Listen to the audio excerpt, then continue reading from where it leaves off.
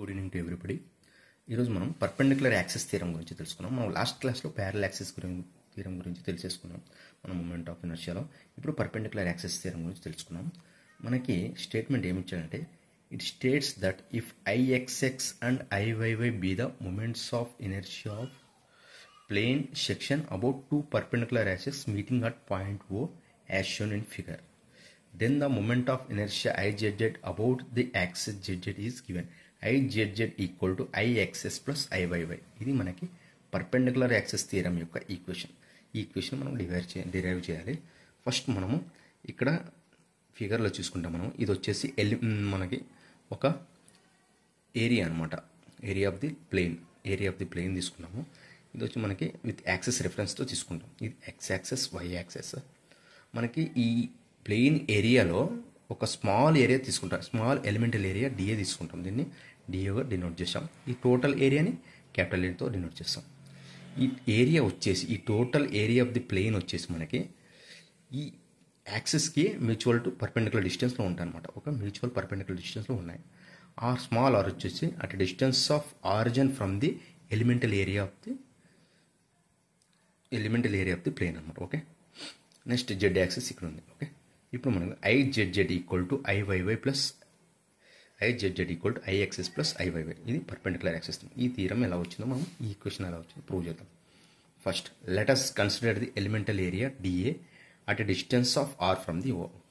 ఓకేనా, ఈ DA elemental area అనేది మనకి ఏ డిస్టెన్స్లో ఉంది? ఆరిజిన్ నుంచి మనకి స్మాల్ ఆర్ డిస్టెన్స్లో ఉందన్నమాట. Okay, let the coordinates of dA be the x and y then from definition.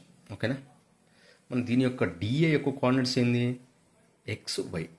ఏదైనా ఒక పాయింట్ని మనము దాని యొక్క లొకేషన్ ఫైండ్ అవుట్ చేయడానికి కోఆర్డినేట్స్ యూజ్ చేస్తాం. అలాగే ఇక్కడ ఎలిమెంటల్ ఏరియాని దాని యొక్క లొకేషన్ అడ్రస్ వచ్చేసి కోఆర్డినేట్స్ ఏంది? X, y. అది ఇక్కడ మనకి డెఫినేషన్లో మనం చూసుకున్నాం ఆల్రెడీ. ఈ ఫిగర్లో ఇచ్చేసాడు.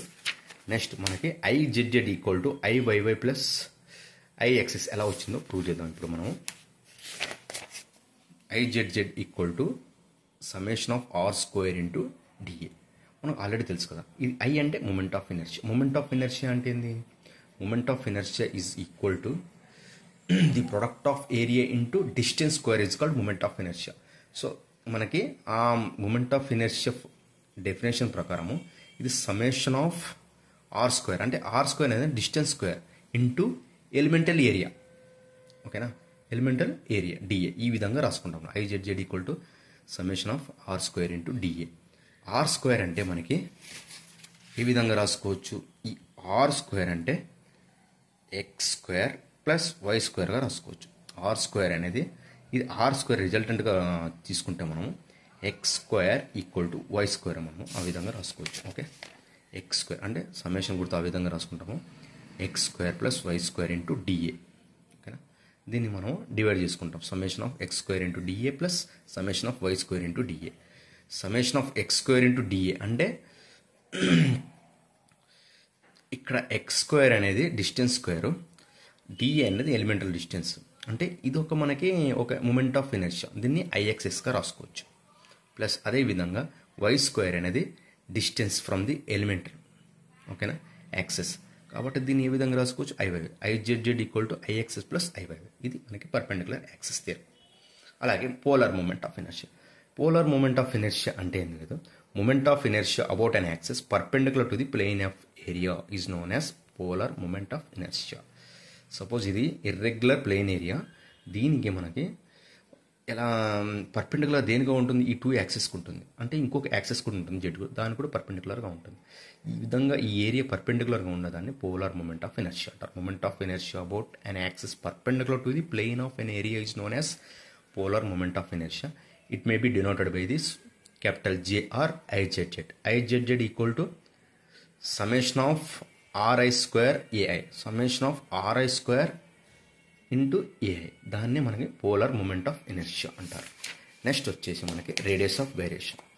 Radius of gyration it is also very important in the moment of inertia. Radiation of gyration about a given axis is defined as the effective distance from the given axis at which whole area may be considered to be located with respect to the axis of rotation. Axis of rotation కి మనకి whole area అనేది may be considered to be located with respect to axis of rotation అనమాట. ఓకేనా. Total area అనేది axis of rotation మీద depend అయి ఉంటుంది కాబట్టి దీన్ని రేడియస్ ఆఫ్ వేరియేషన్ అంటారు. It is denoted by capital K అంటే small K or small R I equal to AK square plus AR square. ఇక్కడ కూడా చూడండి మూమెంట్ ఆఫ్ ఇనర్షియాకి ఏంది the product of area into distance square.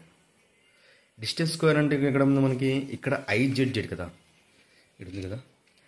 Origin నుండి elemental area మధ్య డిస్టెన్స్ని square చేస్తాం ఇక్కడ. అప్పుడు మనకి మూమెంట్ ఆఫ్ ఇనర్షియా తెలుస్తుంది ఏఐకి. ఓకేనా. ఆ విధంగా రాసుకున్నాను ఇక్కడ. It is denoted by the small K and R I equal to AK square or AR square where I is the moment of inertia, K and R is the radius of gyration. ఇప్పుడు మనం ఈ equation ఈ విధంగా రాసుకోవచ్చు. Equal to root of I by A. Units of K and R is SI system is MM. Radius of గైరేషన్కి units వచ్చేసి ఎంఎంలో తీసుకోవాలి. A is the area of the elemental area. Area is the total area of the plane.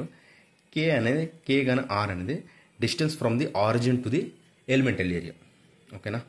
Radius of gyration about an given axis is defined as the effective distance from the given axis at which the whole area may be considered to the located with respect to the axis of rotation. అది axis ఏంది ఇక్కడ R square అనమాట. ఓకేనా. R. Okay friends, thank you.